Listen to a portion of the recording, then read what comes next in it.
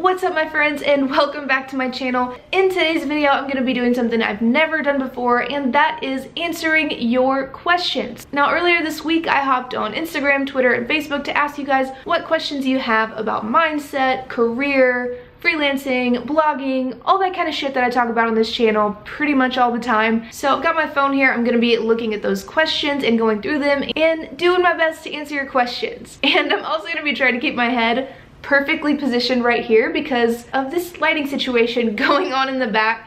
Yeah, let's just pretend that's not back there, and we'll pretend like I have my shit together and have a very professional lighting setup. Now before we get started with the questions, 3 quick things. As always, be sure you hit the like button on this video if you enjoy the content because it really helps my channel out.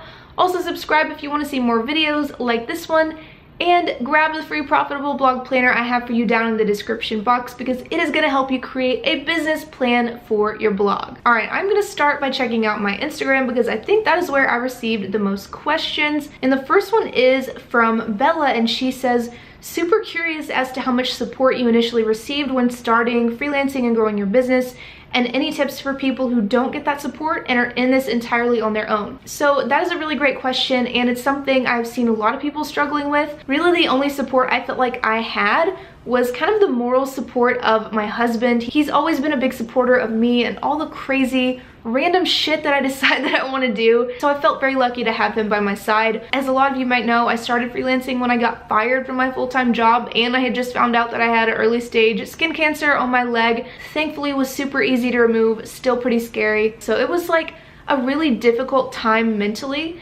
And I'm really not the kind of person who has ever relied on parents or mentors or anything like that for the kind of support that I've wanted. I'm very self-motivated, but at the same time it's still hard because no matter how self-motivated you are, it is helpful to have people around you who are supporting you and who really believe that you can do what you know you are capable of. And I think for me personally, not having support, especially financially, really just kind of gave me the kick in the ass I needed, because it wasn't like, oh, like I can just fuck around on my laptop and get on Facebook all day today because my mom or my dad is gonna like pay my bills for me if I can't pay my bills. I was not in that kind of situation at all. I had to make money, so I kind of tried to think about that negative as more of a positive, whereas if I had had someone financially supporting me and willing to pay my rent and shit like that, I may not have been as driven to grow my business. So I try to see that as a positive.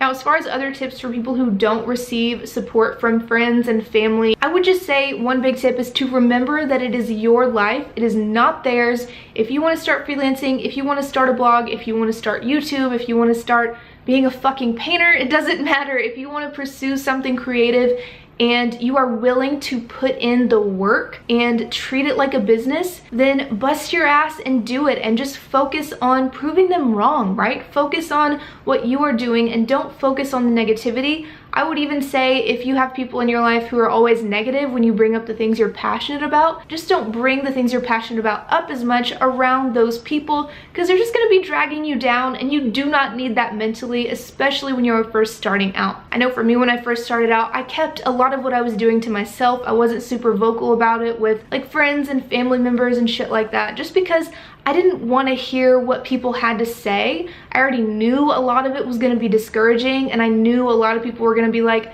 well, maybe you should go try to find a real job and shit like that. So yeah, that's definitely what I recommend. Just keep your head down and focus on what you can do and what you are doing, and put in the hard work to grow your business. Don't worry about what those people say, because at the end of the day, it is your life and your career and not theirs. All right, the next question is from Angela on Instagram. Hi Angela, and she says, I watched the blog post niche video last night. I'm curious what the average length of your blogs are. Is it all long form, and how many of these do you usually do per week? That is a good question. It's one I get a lot too. Now, if you've seen my blog recently, you've noticed it's a little bit deserted, hasn't been updated, hasn't seen much love from me in a little while, but that is because I've been focusing more on creating content here on YouTube.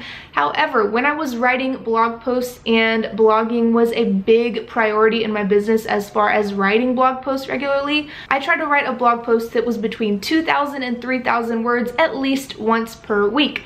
That gave me plenty of time to promote the post on Pinterest, Twitter, and wherever, and it also gave me time to create a lead magnet for each of my blog posts and do all the technical bullshit that you have to do to set up lead magnets when you are first starting your blog especially. So that is definitely a good starting point. Just remember, quality over quantity. You really want to create those long form in-depth pieces that are like the badass resource for whatever you are teaching your audience. That way they don't feel like when they read your blog post they have to go to another blog to kind of fill in the gaps of information that you may have left out. For me, that is something that I always remind myself when I'm writing blog posts, that I really want the person who is reading about this topic I've created a blog post on to find everything they need right there, which typically just naturally results in a long ass blog post. So it's good for my audience and good for me. All right, the next question comes from, I'm probably not saying this right, Ajitha, or maybe it's AJ and then a last name. I'm so sorry if I butchered your name. She asks, would you recommend working for a company before becoming an entrepreneur just to get that experience, or does it depend what worked for you? So I think similar to people asking, should I go to college at all? Should I get a degree? Should I take this course? Should I get this coach?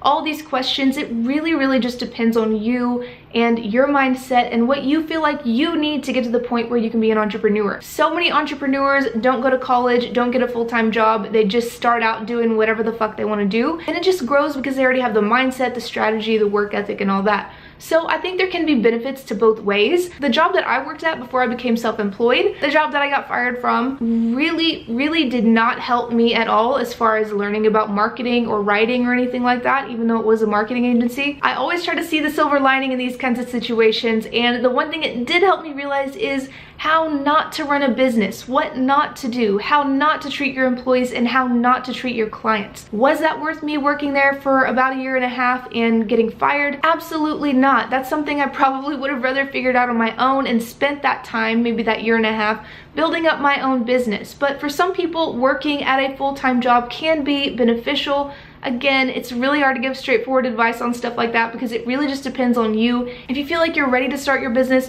you have a product or service and you know who the target audience is for it and you are confident in your abilities, then go ahead and get started. It can't hurt. For me, I know I wish I would have just taken the leap and became self-employed way sooner. So kind of the bottom line there, no, I don't think you absolutely need to work at a full-time job, but in some ways it can benefit you. It's just gonna end up being a personal decision. All right, the next question is from Mariko, and she says, how did you get your mindset to a place where you felt like it was a no-brainer to earn $5,000 plus monthly?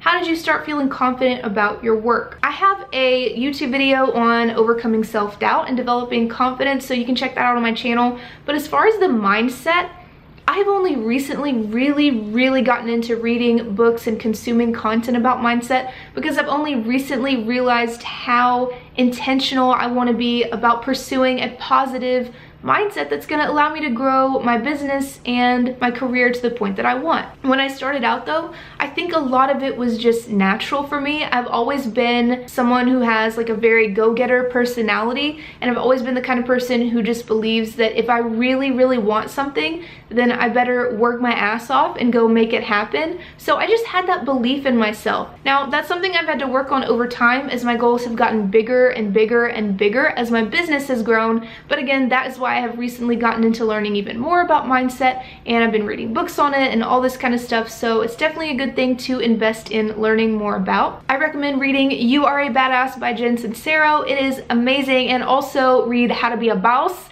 by Lily Singh. Those are two really good books on developing a good mindset and a business owner mindset in general. Now, as far as being confident in my work, I had just spent so much time researching. Like when I was at my full-time job, all I did was read blogs about how to write amazing copy, how to write amazing blog posts. I studied what the best bloggers and copywriters were doing. And honestly, I still wasn't even that confident at first. I mean, I had just been fired, so it's not like I was like, oh, this is the most confident point I've ever been at in my entire life. I just knew I had to work through that and that it was part of the process. And I also knew that I was not gonna be perfect at first no matter what. Nothing I created at first was going to be as good as I wanted it to be. So I think you just have to start out working with what you know and what you have and just grow as your skills grow. As your skills grow, you'll be able to get better, higher paying clients who want more from you, right? So don't think that you have to start out being like the world's #1 copywriter or blogger or whatever. You can start where you are now and just work your way up from there, and you will build confidence over time as you start getting positive feedback from clients, or if you're a blogger, if you start building your audience. When all those things happen, your confidence will develop naturally. All right, the next question is from Irene, and she says, would you recommend having a blog on your website if part of your niche is marketing? So as far as your freelance writer website, it is absolutely not necessary for you to have a blog on that site. Yes, it is good for SEO, but it really just depends on your overall marketing strategy. Now, if you don't want to keep up a blog and write posts every week and things like that, you don't have to. What I might recommend doing instead is just creating a portfolio where you have a lot of really good pieces about marketing. So for example, you could write a guest blog post on a really big marketing blog like HubSpot or Kissmetrics or something like that, and then that would show off your expertise to clients in the same way that blog posts about marketing would. But on top of that, having a byline on a site that a lot of people in the marketing industry know about and really respect is going to be really good for helping you build trust with clients and build your credibility. So totally not necessary to have a blog, can be good, but not something you have to do to land clients. Alrighty, the next question is from Bailey, and she says, how do you overcome the negative days when you feel like you are crashing and burning, especially when you were new and didn't have positive experiences to reinforce your value? For me, this had a lot to do with goal setting and then just being relentless about pursuing those goals. I just knew for me, I had to block out any and all negativity. And after I set my goal as a freelance writer of making $5,000 by month number 4, that was all I was fucking thinking about. I did not care what anybody said. I did not care what anybody thought about it.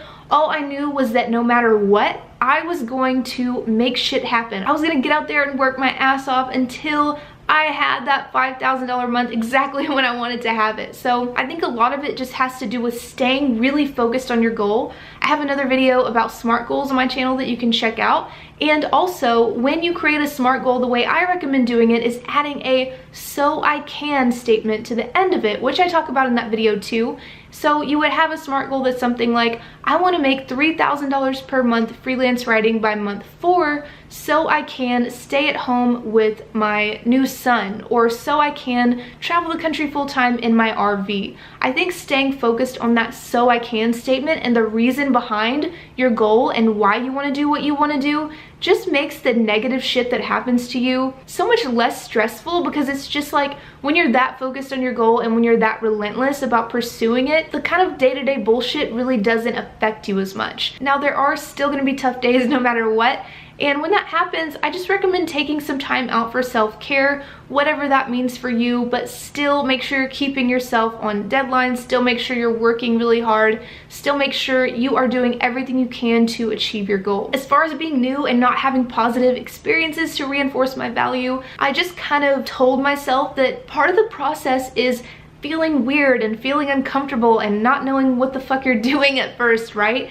It's just part of starting anything new, starting a business, starting a new hobby or whatever. So I guess I just kind of gave myself permission to start where I was, and I told myself this is where I am now, but I'm gonna learn and grow and improve over time and eventually work my way up to where I know and I'm confident in the value that I can offer clients. So just remember that it's a process. Even the best copywriters today do not always feel confident in their work. We all struggle with a little bit of imposter syndrome and self-doubt and all these kinds of negative feelings sometimes, but you just have to kind of accept it as part of the process and keep pushing through it, and remember that it does happen to everybody. The next question is from Tiffany, and she says, how do you find high-paying clients? Many want links to things that have been published, but if you're just starting, you can't really provide that. I have a blog post that I will link out to. It covers how to create a freelance writing portfolio, and I also have a free course and video training on how to land clients. So for that practical kind of step-by-step strategy, you can check out those resources. The next question is from Lavette. I hope I'm saying that right. And she says, how can I make sure I profit from my blog as well? She says she's gonna start a website for her artwork and she was also going to have a blog page on her site. So right now I am in the process of creating an entire series on how to make money blogging here on my YouTube channel. I already have a video on that right now, and I will link it up here somewhere. I'm not sure which side it pops up on, but you will see the link. And it talks about basically how when you want to make money blogging, you create a product or a service for the audience who is going to read your blog, and you create sales funnels and you use email marketing to build relationships with those people over time. Honestly, it's something that I could do an entire like 3-hour video on, and I should probably save that for another video, but do check out that other video that I have on how to make money blogging, because I think that will really be helpful for the business you're trying to create. All right, now I want to pull some questions from my Writing Revolters Facebook group, which I will link to below. If you guys aren't in that community, you should really join it. It is full of super supportive writers and bloggers, so a great place to ask questions and get feedback and all that good stuff. All right, so Lynette says, I've been a teacher for 15 years and I'm looking into leaving the profession. My mom is actually a teacher too, so I'm a little bit familiar with that industry. She says elementary education has been my passion, and I'm wondering if there is a profitable niche for it in a writing career. There are so many possibilities here. You could help online course creators create their content using your education experience. You could probably write curriculum. You could look into ed tech writing jobs. One time I literally used the fact that my mom is a teacher and my bit of knowledge that I gained from that to land an ed tech blog post writing job. So there are a lot of possibilities. Now, one thing I recommend doing here is looking up other freelance writers online. So just do a Google search, look up the ones who specialize in writing about something having to do with education, and then you can kind of see what kinds of clients they're getting if you creep on their portfolios a little bit. Obviously, you don't want to steal those exact same clients, but it'll just give you a good idea of the kind of work you do and potentially the kinds of clients you could target. The next question comes from Logan, and he says, for blog posts and articles, have you found more success, money, writing for businesses with blogs or for full-time bloggers? So I will tell you from my experience, it has definitely been businesses. Full-time bloggers don't have a huge marketing budget, whereas a bigger business, for example, does have a big marketing budget, and they may even have a full copywriting team and a book of freelancers that they use to write their blog posts and articles. You really have to think about exactly who you want to target when you pick your niche and when you market yourself, because you want to go after clients who, one, value the kind of work you do, and two, have the budget to pay you well for your work. So both businesses and bloggers in this case would value the kind of work you do depending on the kind of business you target, but bloggers may not have the bigger budget that a lot of bigger businesses have. So just keep that in mind, and when you see a blogger or a business you want to write for, regardless of which one you choose, really think about their marketing budget and how much they have to spend on hiring a freelance writer. So I'm scrolling through the rest of these, and it looks like a lot of people from the group actually already jumped in and gave some really great answers. So I think I'm gonna end on that question. I hope you guys enjoyed this video and found it helpful. If you did, I would super appreciate if you would hit that like button below, because it really does help my channel out. Also subscribe if you want to see more videos like this one, and catch me on social media somewhere if you want to be featured in the next Q&A video, because I want to start doing these a little bit more regularly. And as always, thanks so much for watching. I will see you in the next video.